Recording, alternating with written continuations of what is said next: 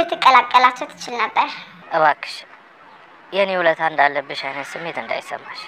እንዳልኩሽ እኔ ግዴታዬን ብቻ ነው የተወጣሁት። በቃ ደህና ነኝ። እሺ ቻው።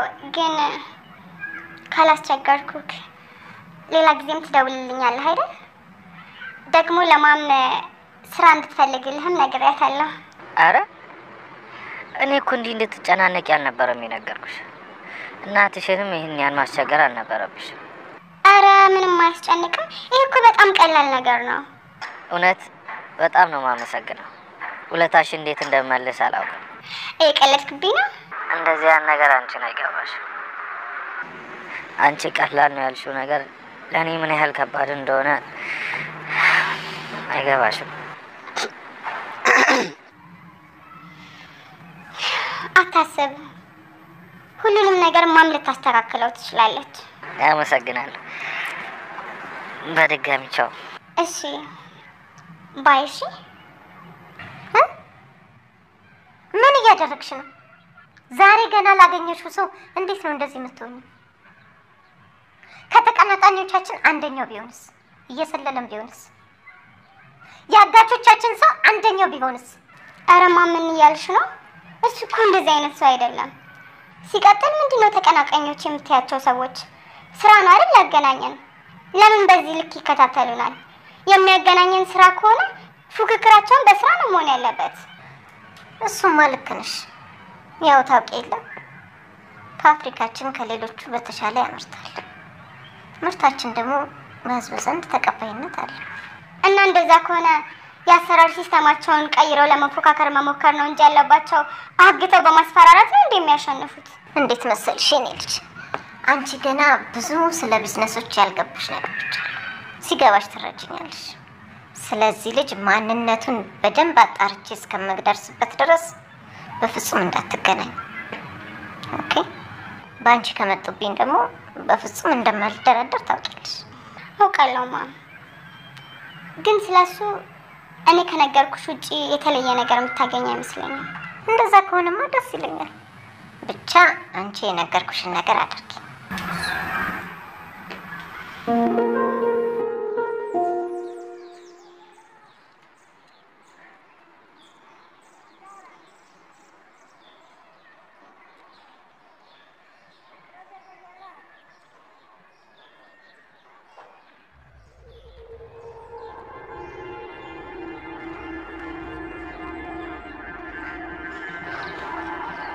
አንተ ሰውዬ ለጻው ነው እንደመጣ ፊትህን ፍታው።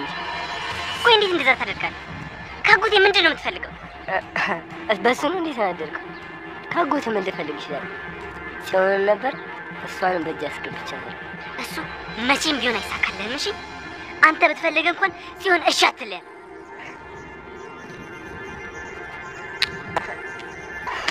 እንግዲህ ፎቶ ላይ እንዳየኸው ስሰማት ስለነበረ ስታይኝ ጻለች ነው እንዴ ይመስል?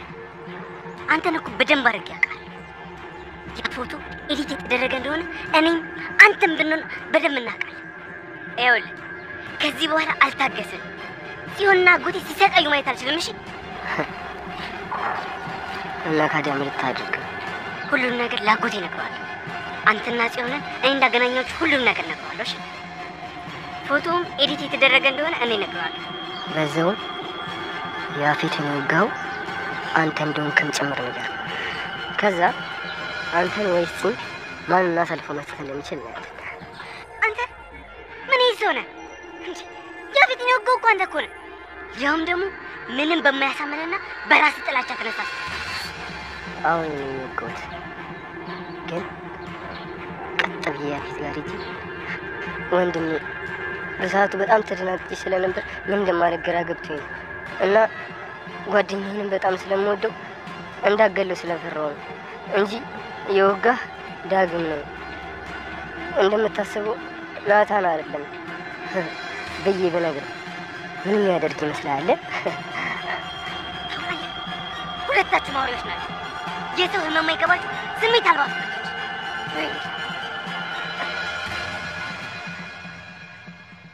አንተ የማትረባ እኔ አቤላ ነኝ። ከፈለኩኝ ማንንም ማስቆም አይችልም።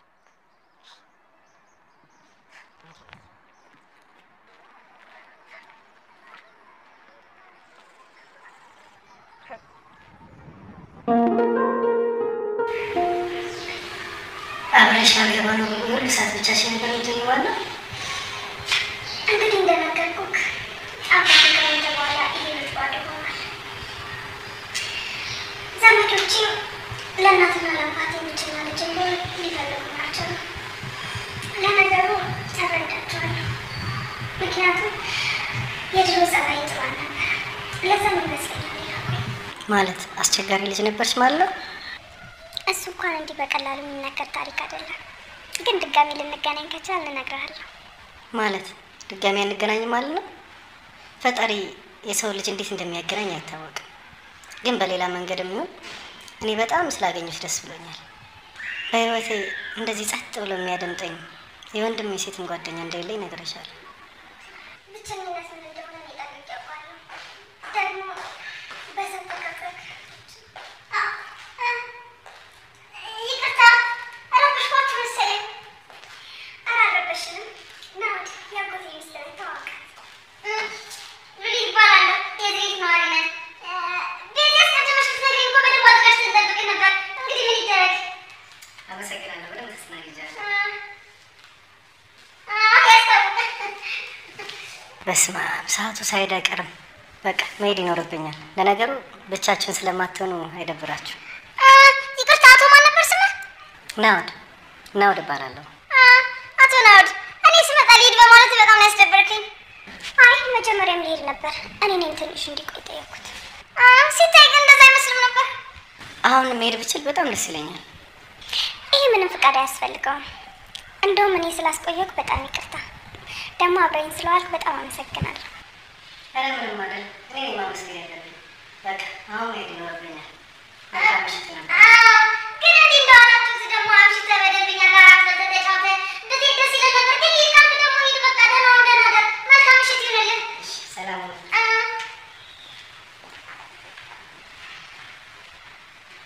አንቺ ሴትዮ ቆይ ችግርሽ ምንድን ነው? ይሄ ሰውዬ ታውቂዋለሽ? ቆይ አንቺ ሀሳብሽ እኔ ማሳደግ ነው እንዴ? እኔ ነኝ እንጂ እኔ ማሳደግሽ። ባያን በዚህ በሚገርም ሰዓት በመምጣትሽ በጣም ተናድጃለሁ። ትኛምሻለሁ። አየሽ አጎቴ አንቺን ጥሎ መሄዱ ትክክለኛ ውሳኔ ነበር ማለት ነው።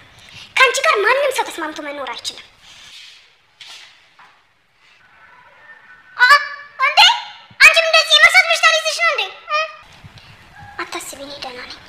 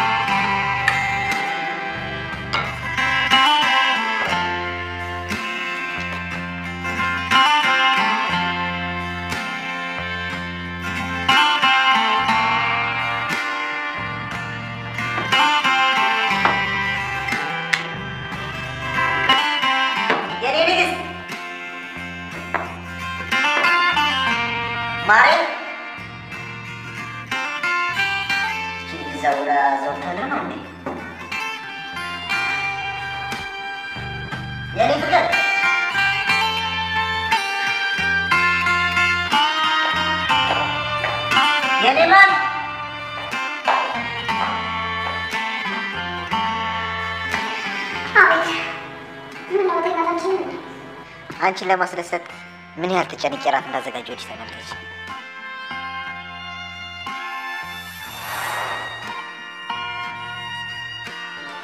አንቺ ጎመን ትወጃለሽ?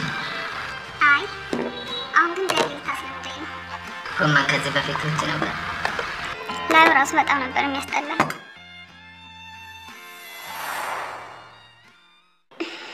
ግን እኮ እንደዚህ መቸገር አልነበረብን። የኔ ንግስት ምን ሆነሻል? አንዴ በሰላም ታናግሪኛለሽ፣ አንዴ ደግሞ ከነጭራሹ አይንህን ላፈርትኛለሽ። ቆይ ችግር አለ እንዴ? ያፌት፣ እኔ ከዚህ በላይ መታመም አልፈልግም። እስኪ ንገረኝ፣ ናታን ወንድም ነው አይደል? ቆይ ምንድን ነው የምታወሪው? ከየት ነው ያመጣሽው ይሄንን ወሬ? እኔ ያፌት ነኝ የዛ የናታን ወንድም ሊሆን የሚችለው? ምን ነው አግኝተው ነው? እንደውም እኮ እሱ በጣም ነው የሚበዛብህ። ያ ቆሻሻ ነው የሚበዛብኝ? ቆይ አንቺ ችግርሽ ምንድን ነው? ባለፈው እንደዚህ አድርጎኝ እንደዚህ ሆኜ ሳልበቀል ምናምን እያልሽ ስትፎክር አልነበር እንዴ? እሱን ሀሳቡንም አልተውኩትም። ያ ማለት ግን ስለ ናታን መልካምነትና ጥሩነት አሁንም አላስብም ማለት አይደለም። ይሄ ጥሩነት መልካምነት ያልሽው ባህሪ በቅርቡ ጠፍቶ ካላየሽው ያፌት አትበይ። እንደዛም ከሆነ ምክንያቱ የምንሆነው እኔ እናንተ ነን። ማንም ሰው ከመሬት ተነስቶ አይቀየርም። ስለዚህ አሁን አፍሽን ሞልተሽ የተከራከርሽለን ነው? ቆይ ይሄኛውን ርዕስ እያራዘምኩ ያለው መጀመሪያ የጠየቁን ጥያቄ ላለመመለስ ነው? መጀመሪያ መች መልስ ያለው ጥያቄ ጠየቅሽ? ያኔ ሰክረ እያለ ስለ ናታን አባት በጣም ብዙ ነገር ስትቀባጥር ነበር። ስለዚህ አሁን ባላወቀ ለመሸፋፈን አትሞክር። እኔ እንጃ ያኔ ምን እንዳወራው አላስታውስም። ነገር ግን 100% እርግጠኛ ሆኜ እነግርሻለሁ፣ ናታን ወንድሜን ያለው አልችልም በፍጹም። እሱን ለዝምድና አይደለም ለእኔ ለጠላት ያለመኘው። በእኔ አሁን ተቀመጭና እንብላ። እሺ፣ ግን አሁንም ቢሆን አላመንኩም። ለመሆኑ ግን የውል ዝግጅት ምን አስመልክቶ ነው? ያው ሙሉ ለሙሉ ሚስቴ መሆንሽን አስመልክቶ።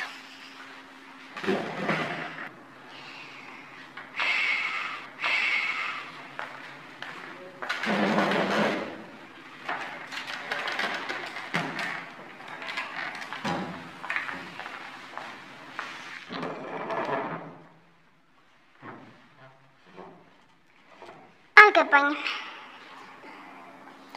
በቃ የባልና ሚስት ጣፋጭ ምሽት በይ። ይህ አዲስ ጅማሬያችን ነው። ለአዲስ ህይወት አዲስ ምዕራፍ ነው ማለት ትችላለሽ። አይደል? ጥሩ ነው። እስከ መቼ ነው እንደዚህ እያስመሰልኩ የምኖረው? ይህ ናታን እስከዚህ በኋላ መልሶ ፍቅሬን ይቀበለኛል? እስከ መቼ ይጠብቀኛል? ቆይ እሺ፣ እቅዴንስ እንዴት ነው ማሳካት የምችለው? ለምንድን ነው እየሰመጥኩ ያለህ የሚመስለኝ? እስከምን ድረስ ነው ዋጋ የሚከፍለው? ከዚህ ከገባሁበት ምናልባት ህይወት ስወጣ ምንድን ነው የምሆነው? መቼስ ነው ከዚህ ህይወት የምወጣው? አምላክ ሆይ እባክህ መንገድ ይመራኝ። ቆይ እንደዚህ ጥፍት ያልሽ ምን እያሰብሽ ነው? ያዘጋጁትን አልወደድሽውም እንዴ? ኧረ ወድጄዋለሁ። እንደውም እንደዚህ አይነት ሰው አትመስለኝም ነበር። እንደምትታየው አይደለም። የእውነትሽን ነው? በጣም ነው የማመሰግነው የኔ ንግስት። እና ደግሞ ስለወደድሽው በጣም ደስ ብሎኛል። እንደምትወጂው አልጠራጠርም። ለውድ ሚስቴ ብዙ ነገር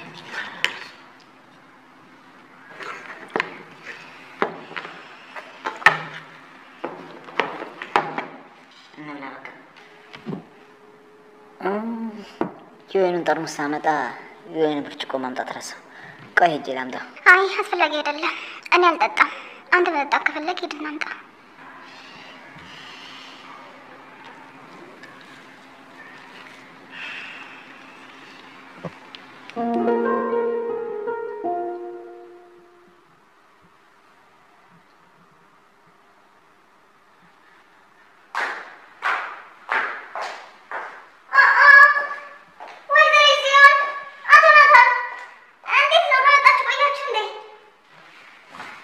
ትንሽ ቆየን። ምን ነው ፈለግሽ? አይ እንዲህ ለጨዋታው ነው። ለመሆኑ አቶ ናታን የሰርጉ ፎቶ ግድግዳ ላይ መነሳቱን አውቋል እንዴ? ያ ፎቶ እኛን አይገልጸንም። እዚህ ተቀምጦ ባየነው ቁጥር ደግሞ የየራሳችን ጸጸትና ለሌሎች ሰዎች ደግሞ መወዛገብን ከመፍጠር ውጪ ሌላ ምንም የሚጠቅመን ነገር የለም። ያው ቢወርድ ይሻላል ብዬ ነው። እኔ ግን እንደሱ አይመስለኝም። ያሸበላ እንግዳሽ ፎቶውን አይቶ እንዳይተውሽ ፈርተሽ ነው አይደል? ከመጀመሪያም እዚህ ናችሁ እንዴ ብለሽ ስትጠይቂያቸው ይሄን ነገር ልትናገሪ እንደሆነ ጠርጥሬ ነበር። ቆይ አንቺ ያየሽውን ነገር ማለፋችሁም እንዴ? ቆይ ፍራታቺ ሴትዮ እንደ ጓደኛ ሆነሽ ቅረቤት ያለችኝ ምን ሆና ነው? በፈጣሪ ስም በፊት ግን እንዴት ነው ከእሷ ጋር እንደ ጓደኛ ቀርቢያት እቅዶችን ሳቅድ የነበረው? ለካ ሁሉም ነገር ዳር ሆኖ ሲያዩት ነው በግልጽ የሚታየው።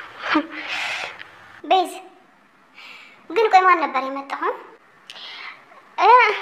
እናንተ አታውቁትም ወይ? ጊዜ በቃ ከኛ ውጪ እዚህ ቤት የሚመጣ ሰው ሳይኖር ሲቀር ሌላ ሰው ሲመጣ ብርቅ ሆነብን አይደል? ተይ እባክሽ፣ ይሄ ማውሬ ማስቀየሻ ነው። እኔ በበኩሌ አዲስ ማውራትሽና መታወቅሽ በጣም ነው ደስ የሚለኝ። አውቃለሁ ቤዝ፣ ያንቺ ብቻ ሳይሆን የሁላችንም ህይወት ተመሰቃቅሏል። ደግሞ እኮ ከወንድሜ ጋር አንድ ላይ መሆን አልቻላችሁም ማለት ከሁሉም ጋር ይሳካም ማለት አይደለም። ልክ ናት ቤዝ። እኔና አንቺ ከሚገባው በላይ አውርተናል። ደግሞ ተረድተሽኛል ብዬ ተስፋ አደርጋለሁ። በሚገባ ተረድቻለሁ። አመሰግናለሁ። እንዳለችው አዲስ ህይወት መጀመር አለብሽ። ናታን አላፈቀረሽም ማለት ሌላ ሰው ያፈቅርሽም ማለት አይደለም። እኔ በጣም ወድሻለሁ። ሁሌም ከጎንሽ ሆናለሁ። አላፈቅርሽም፣ ግን ደግሞ እወድሻለሁ። ቀጥለ ደግሞ የራስሽን ህይወት ኑሪ። አቶ ናታን ይሄ ሁለቱ አነጋገር የሚጋጭ አይመስልም እንዴ? አንቺ ስለዚህ ነገር አይመለከትሽም። ደግሞ ስለ ፍቅርና ስለ ሞራል ልዩነት ማወቅ ከፈለሽ ሂጂና መዝገበ ቃላት ላይ ፈልጊ። አንቺ እባክሽ ወይዘሮ ሉሊት አሁን ቁም ነገር እያወራን ነው። የምትጨቃጨቅበትን ሰዓት ምራጭ እንጂ። እርፍ! አሁን ደግሞ ተጨቃጫቂ ነሽ ብላችሁኝ ያረፋችሁት? እሺ ካላወራሽ አፍሽን ይበላሻል አይደለ? በቃ ሁለታችሁም ዝም በሉ። ቤት ስለመውደድም ሆነ ስለማፍቀር ገብቷታል። እናንተ ምን ቤት ናችሁ የምትጨቃጨቁት? አንተም ሆንክ እዚህ ይህን የምትናገሩት ለእኔ ያስባችሁ እንደሆነ ይገባኛል። ግን ደግሞ ለትንሽ ጊዜ ራሴን ነጻ አድርጌ ከራሴ ጋር ማውራት እፈልጋለሁ። ምን እንደምፈልግና ከዚህ በፊት የሰራኋቸውን ስህተቶች ማረም እፈልጋለሁ። አውቃለሁ አንዳንድ ስህተቶች ግን አይስተካከሉም። ግን የምችለውን ነገር ለማስተካከል ሞክራለሁ። እሱ ደስ የሚል ሀሳብ ነው። በቻልሽው አቅም ግን ራስሽን እንዳትጎጂ።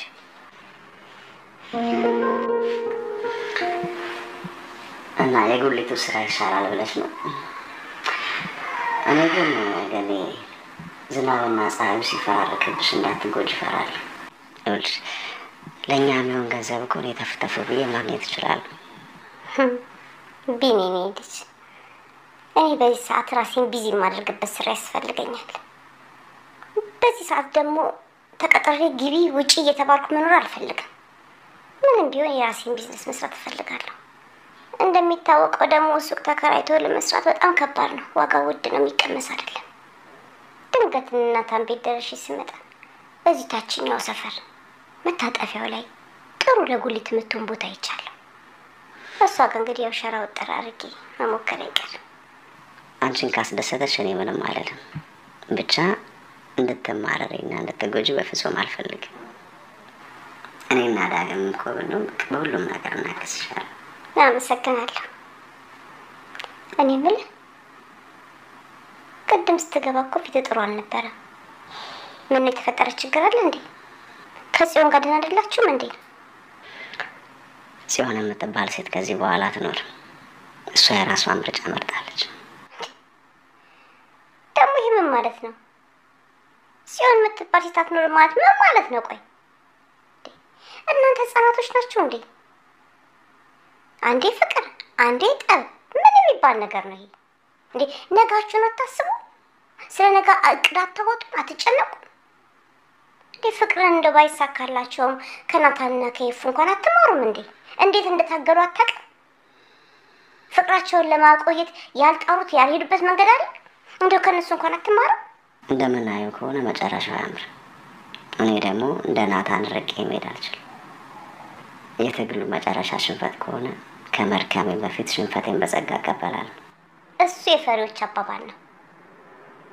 ምናልባትም እኮ የምታሸንፈውን ጦርነት ይሆናል ተሸንፈህ ልታቋርጠው የሞከርከው። ሁለታችሁም ትፋቀራላችሁ። ፍቅር ደግሞ ሳይታገል አይወድቅም። ፍቅር ሁሉ ጊዜ አሸናፊ ነው። ፍቅር ማሸነፍ እንጂ መውደቅ አይደለም። ወደቅ ስትል ያነሳል። አንተ ደግሞ ከመጋፈጥ ይልቅ መሸሽን ትመርጣለህ። ይሄ መሸሽ ደግሞ በኋላ ላይ ብዙ ዋጋ ያስከፍላል። ገኒ የምትይው ነገር እኮ ይገባኛል። እሷ እኔን አትወደኝም። ከእኔ የተሻለ ያለችው ሰው ጋር ሄዳለች። ስለማን ነው የምታወራው? እኔ ስለማውቃት ጽዮን ነው እንደዚህ የምትለኝ?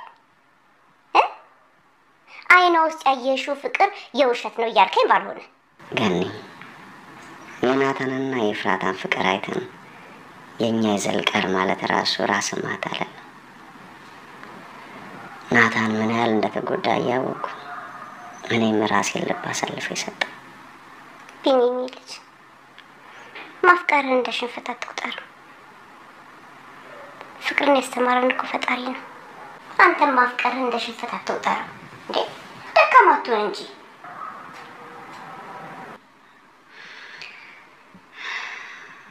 እሺ